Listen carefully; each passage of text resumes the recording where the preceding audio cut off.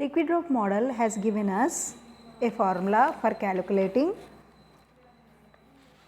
binding energy of a given nucleus. This formula is called a semi-empirical mass formula, and the contributors of binding energy are volume energy, surface energy, Coulomb energy,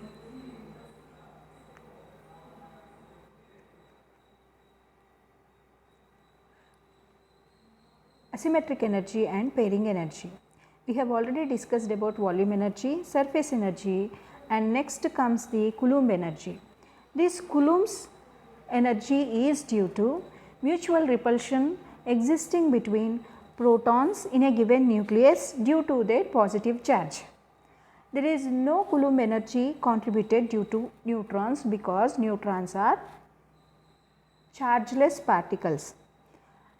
So, if we talk about this Coulomb energy, it is only because of protons, and this force is repulsive force, hence this force will correspond to negative binding energy, or this force will result in decrease in binding energy. For suppose, for a given nucleus, Z is the atomic number, A is the mass number, then the number of protons in a given nucleus is given by Z. The charge is given by Ze, the total charge of the nucleus is given by Z into E. The electrostatic potential energy is given by 3 by 5 Z square E square by R. The Coulomb repulsion is proportional to electrostatic potential energy, and that electrostatic Coulomb energy is given by constant in proportional to, since Coulomb energy is proportional to 3 by 5 Z square E square by R, where R is the radius of the nucleus, that is in turn replaced by R naught into A to the power of 1 by 3, and by taking this proportionality constant into consideration, the total equation will transform into EC is equal to minus AC 3 by 5 Z square E square by A to the power of 1 by 3. So, this is the formula for calculating Coulomb energy. This Coulomb energy will result in decrease in binding energy due to the repulsion of protons. Then comes the asymmetric energy. This asymmetric energy is due to unequal number of protons and neutrons in a given nucleus. For a given nucleus, after observing number of nuclei, they found that when nucleus contains equal number of neutrons and protons, the nucleus is most stable, and that sort of nuclei is having a symmetry effect. As the value of A increases, that is number of neutrons increases, binding energy decreases. This decrement is known as asymmetric energy correction. If the atomic number of a nucleus is Z and its mass number is A, then there will be Z protons and A minus Z neutrons in it, for which the asymmetric energy is given by ER is equal to AR minus AR into A minus 2Z by A.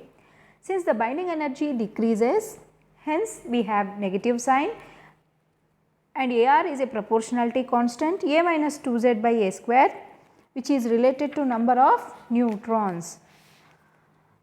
The last comes the pairing energy.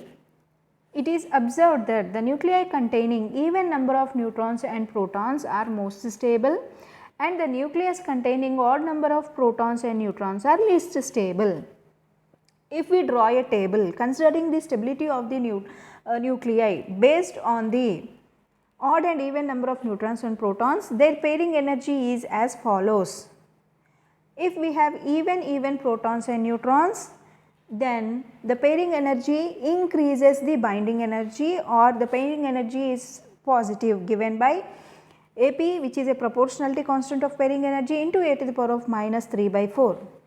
If we have odd number of protons, even number of neutrons, pairing energy is 0. If we have even number of neutrons, odd number of protons, or even number of protons and odd number of neutrons, pairing energy is 0.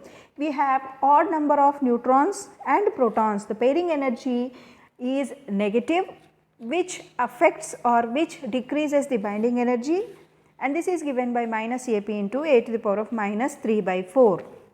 This in total when written comes to be binding energy is equal to AV into A minus AS into A to the power of 2 by 3 minus AC into 3 by 5 Z square E square by cube root of A minus AR into A minus 2 Z square by A plus or minus AP into A to the power of minus 3 by 4. If we observe this formula, volume energy is always positive, surface energy, Coulomb energy, asymmetric energies are always negative, whereas pairing energy depends on the number of neutrons and protons. In this formula has been helpful in understanding the binding energy of the nucleus and its stability. This binding energy for semi-empirical mass formula given for binding energy is also helpful in calculating the atomic masses and binding energies, and the calculated values are in good agreement with the experimental values.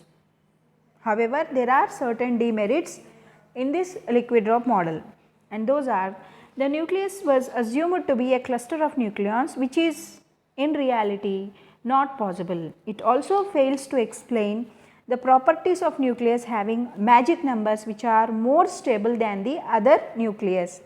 It failed to explain the spin values and magnetic moments of nuclei, because of which there came another model, namely Shell model, which was very successful in explaining some of the topics which that this liquid drop model could not explain.